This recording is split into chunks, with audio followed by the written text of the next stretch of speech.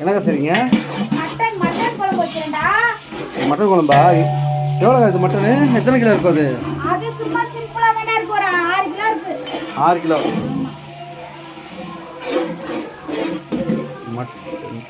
குழம்பு வச்சுட்டு அங்க பாரு மாமா பாரு வாத்து எடுக்கிறாங்க, அதனால வந்து வாத்து வறுத்துக்கலாம்.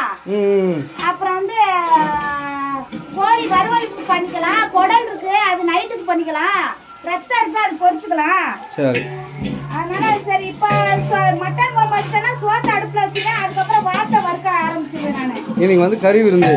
ஆமா, இன்னைக்கு கோயில் திருவிழா முடிஞ்சு கறி விருந்து போடுறீங்க. ஆமா, கிடா வெட்டல, அதனால அடுத்த வருஷம் 2-3 கிடா நிற்கிது, அதை வெட்டிக்கலாம். சரி சரி. இது என்ன பண்ணுறீங்க?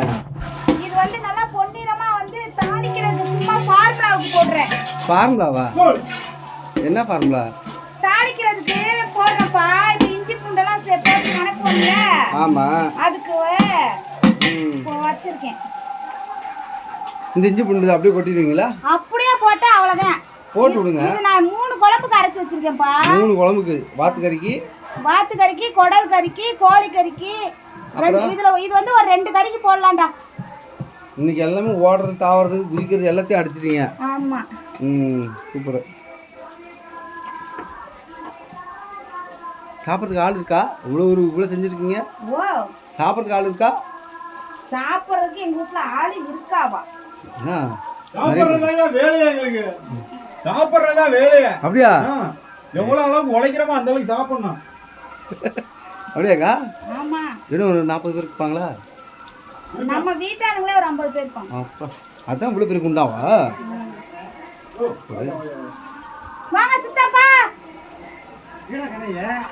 கண்ணையா அங்க அந்த வீட்ல கடா வெட்டு அங்க இருக்கறாங்க. வரும்.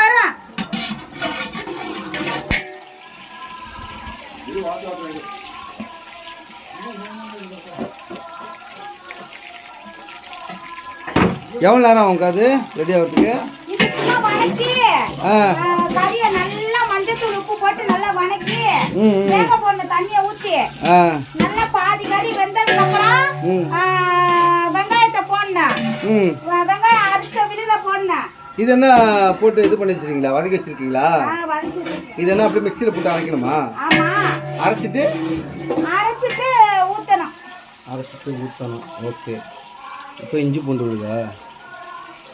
ஐயோ, தெளிக்க போதுமாக்கா?